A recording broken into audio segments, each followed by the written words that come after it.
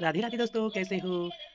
आशा करते हैं हम लोग मस्त होंगे, व्यस्त होंगे और आज आंवला एकादशी की आपको बहुत-बहुत बधाई और आपके जीवन में ऐसी ही रंग भरी एकादशी और यूँ ही उत्साह से आप लोग मनाइए। आज मैं इतनी खुश हूँ कि मैंने यहाँ पे अपने कान्हा जी और मैया जी की ड्रेस बनाई है। अभी मैंने जाके पहनाई तो इतने सुंदर लग रहे हैं, मैं आपको दिखाती हूँ, आप लोग भी देखिए। ये देखिए मेरे कान्हा जी के कपड़े होली के और यहाँ पे सभी मैयाओं के कपड़े। दोस्तों यहाँ पे मेरी पूजा भी चल रही है और मैं यहाँ पे पढ़ रही हूँ आंवला एकादशी व्रत की कथा, तो आप लोग सुनिए। बोलो आंवला एकादशी की जय। मानधाता बोले कि हे वशिष्ठ, यदि आपकी मुझ पर कृपा है तो किसी ऐसे व्रत की कथा कहिए जिससे मेरा कल्याण हो। महर्षि वशिष्ठ बोले, हे राजन, सब व्रतों से उत्तम और अंत में मोक्ष देने वाले आंवल की एकादशी के व्रत का मैं वर्णन करता हूँ। यह एकादशी फागुन मास के शुक्ल पक्ष में होती है। इस व्रत के करने से समस्त पाप नष्ट हो जाते हैं। इस व्रत का फल 1000 गोदान के फल के बराबर होता है। अब मैं आपसे एक पौराणिक कथा कहता हूँ, ध्यानपूर्वक सुनिए। एक वैदिक नाम का नगर था जिसमें ब्राह्मण, क्षत्रिय, वैश्य और शूद्र चारों वर्ण आनंद सहित रहते थे। उस नगर में सदैव वेद ध्वनि पूजा करती थी तथा पापी, दुराचारी तथा नास्तिक उस नगर में कोई नहीं था। उस नगर में चैत्र रथ नाम का चंद्रवंशी राजा राज्य करता था। वह अत्यंत विद्वान तथा धर्मी था। उस नगर में कोई भी व्यक्ति दरिद्र व कंजूस नहीं था। सभी नगरवासी विष्णु भक्त थे और एकादशी का व्रत किया करते थे। एक समय फागुन मास के शुक्ल पक्ष की आंवल की एकादशी आई। उस दिन राजा, प्रजा तथा बाल, वृद्ध और सबने हर्षपूर्वक व्रत किया। राजा अपनी प्रजा के साथ मंदिर में जाकर पूर्ण कुंभ स्थापित करके धूप, दीप, नैवेद्य, पंचरत्न आदि से धात्री आंवले का पूजन करने लगे और इस प्रकार स्तुति करने लगे, हे धात्री, तुम ब्रह्म स्वरूप हो। तुम ब्रह्मा जी द्वारा उत्पन्न हुए हो और समस्त पापों का नाश करने वाले हो। तुमको नमस्कार। अब तुम मेरा अर्घ स्वीकार करो। तुम श्री रामचंद्र जी द्वारा सम्मानित हो। मैं आपकी प्रार्थना करता हूँ, अतः आप मेरे समस्त पापों को नष्ट करें। उस मंदिर में सबने रात्रि को जागरण किया। रात के समय वहाँ एक बहेलिया आया जो अत्यंत पापी और दुराचारी था। वह अपने कुटुंब का पालन जीव हिंसा करके किया करता था। भूख तथा प्यास से अत्यंत व्याकुल वह बहेलिया इस जागरण को देखने के लिए मंदिर में एक कोने में बैठ गया। विष्णु भगवान तथा एकादशी महात्मा की कथा सुनने लगा। इस प्रकार अन्य मनुष्य की भांति उसने भी सारी रात जागकर बिता दी।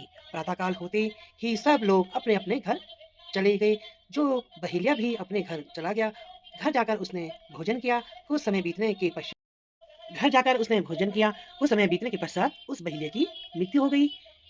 मगर उस आंवल की एकादशी के व्रत तथा जागरण से उसने राजा विदुर रथ के घर जन्म लिया और उसका नाम वसुरथ रखा गया।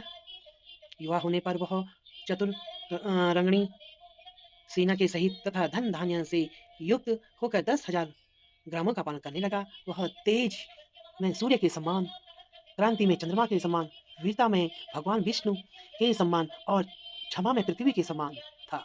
वह अत्यंत धार्मिक, सत्यवादी, कर्मवीर एवं विष्णु भक्त था। वह प्रजा का सम्मान भाव से पालन करता था। दान देना उसका नित्य कर्तव्य था। एक दिन राजा शिकार खेलने के लिए गया। देव योग से वह मार्ग भूल गया और दिशा ज्ञान न रहने के कारण उसी वन में एक वृक्ष के नीचे सो गया। थोड़ी देर बाद बाद पहाड़ी थोड़ी देर बाद पहाड़ी मलेच्छ वहां पर आ गई और राजा को अकेला देखा।